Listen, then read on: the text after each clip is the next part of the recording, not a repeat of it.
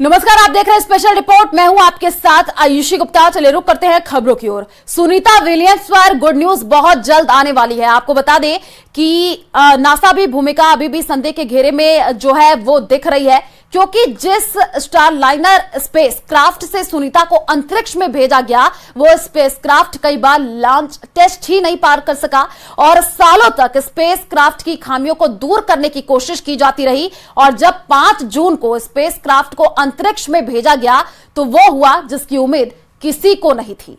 देखिए रिपोर्ट।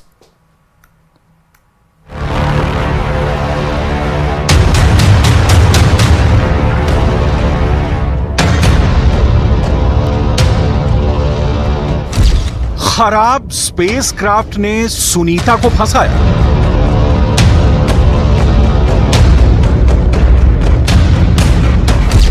सात साल से टल रही थी सुनीता वाली उड़ान।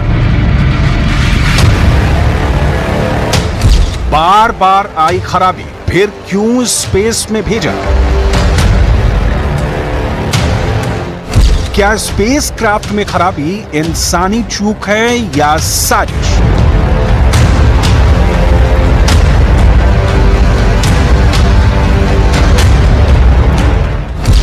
स्टारलाइनर स्पेसक्राफ्ट की असली कहानी।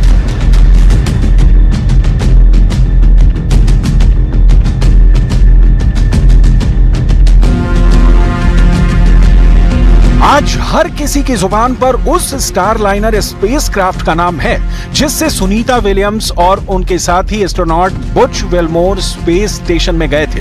तो आज सुनिए उस स्टारलाइनर स्पेसक्राफ्ट की पूरी कहानी, जो बार बार टेस्ट में फेल होता रहा, फिर भी नासा उसे लॉन्च करने की जिद पर अड़ा रहा। और अब जब सुनीता विलियम्स और उनके साथी बुच विल्मोर फंस गए हैं तो नासा बार बार बयान बदल रहा है।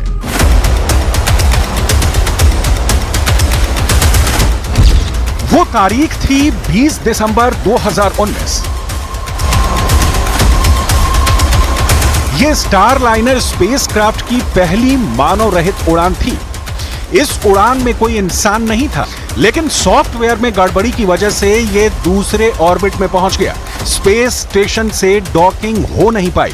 2 दिन बाद न्यू मैक्सिको के व्हाइट सैंड्स मिसाइल रेंज में वापस लैंड हुआ। यानी पहली उड़ान में स्पेस स्टेशन से जुड़ ही नहीं पाया था स्टारलाइनर।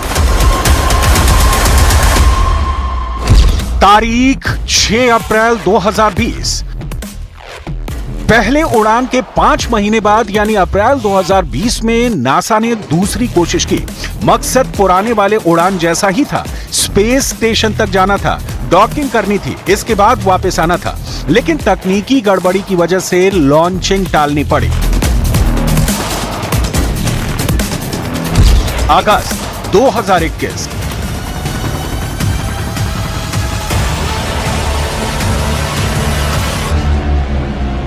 अगस्त 2021 में लॉन्चिंग करने की तैयारी हुई, लेकिन फिर स्पेसक्राफ्ट के 13 प्रोपल्शन वाल्व में कुछ कमियां पाई गईं। इसके बाद बोइंग ने पूरे स्पेसक्राफ्ट को फिर से बनवाया। तारीख 19 मई 2022।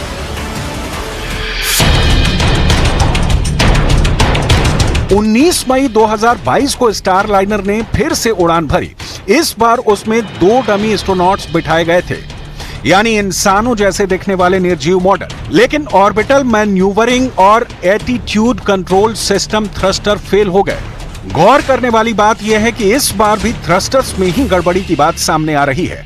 किसी तरह से 22 मई 2022 को स्टारलाइनर को स्पेस स्टेशन से जोड़ा गया। 25 मई 2022 को स्टारलाइनर स्पेस स्टेशन से वापस धरती पर आया। री एंट्री के समय स्पेसक्राफ्ट का नेविगेशन सिस्टम खराब हुआ, कम्युनिकेशन गड़बड़ा गया, साथ ही जीपीएस सैटेलाइट से कनेक्शन टूटा। लेकिन बोइंग ने कहा कि यह सामान्य बात है। 7 साल से टल रही थी सुनीता वाली ये उड़ान।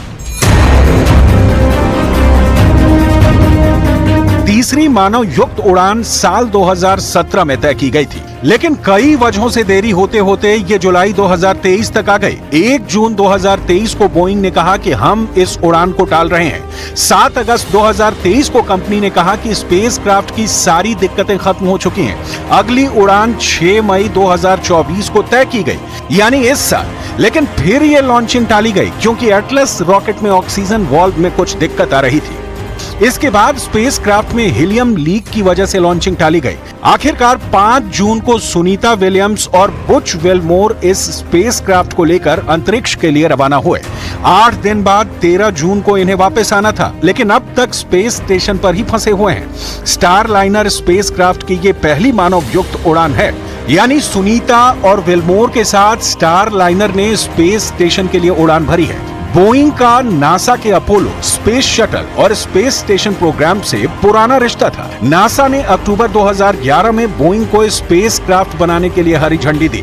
स्टार लाइनर बनते बनते 6 साल लग गए। 2017 में बना। 2019 तक उसके परीक्षण उड़ान होते रहे, लेकिन इन उड़ानों में कोई इंसान शामिल नहीं था।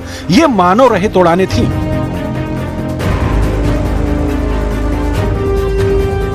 क्या संभव है सुनीता की वापसी?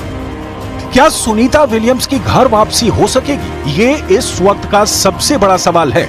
नासा चाहता है कि बोइंग स्टार लाइनर को ठीक कर उसके जरिए उन्हें वापस लाया जाए। स्टार लाइनर के अलावा भी नासा के पास अन्य विकल्प हैं, लेकिन नासा ने पहले इससे बड़ी समस्या का सामना किया है। नासा को एक मिशन में ऐसी समस्या आई थी जो किसी हॉलीवुड फिल्म की तरह थी, लेकिन तब भी नासा अपने अंतरिक्ष यात्रियों को धरती पर ले आया था।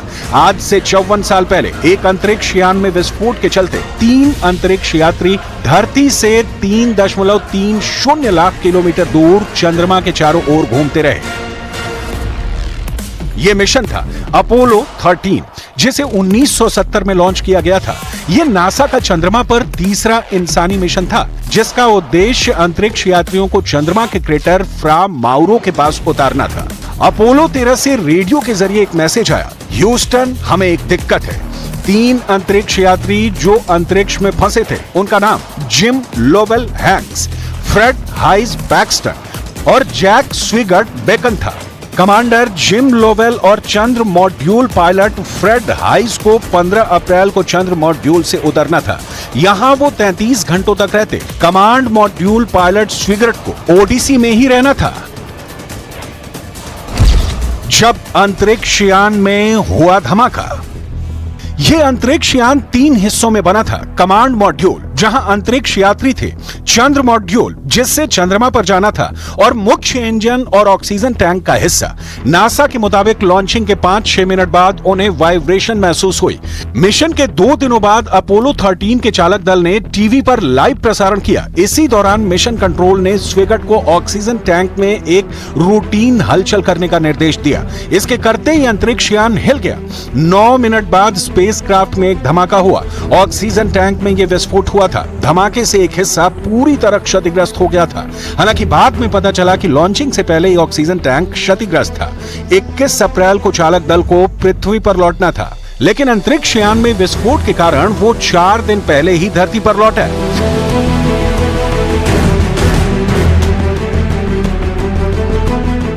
इस बीच इसरो चीफ ने सुनीता के हौसलों को सलाम किया है। डॉक्टर एस सोमनाथ ने कहा कि इसरो को सुनीता विलियम्स के साहस पर बहुत गर्व है। हम सभी को उन पर गर्व है। उनके नाम कई मिशन हैं। किसी नए अंतरिक्ष यान की पहली उड़ान में यात्रा करना साहस की बात है। वो खुद डिजाइन टीम का हिस्सा हैं और उन्होंने अपने अनुभव से इनपुट का इस्तेमाल किया है। अंतरिक्ष यात्रा हमेशा से खतरों से भरी रहती है, लेकिन इस मिशन ने तो बोइंग के लिए मुसीबत खड़ी कर दी है।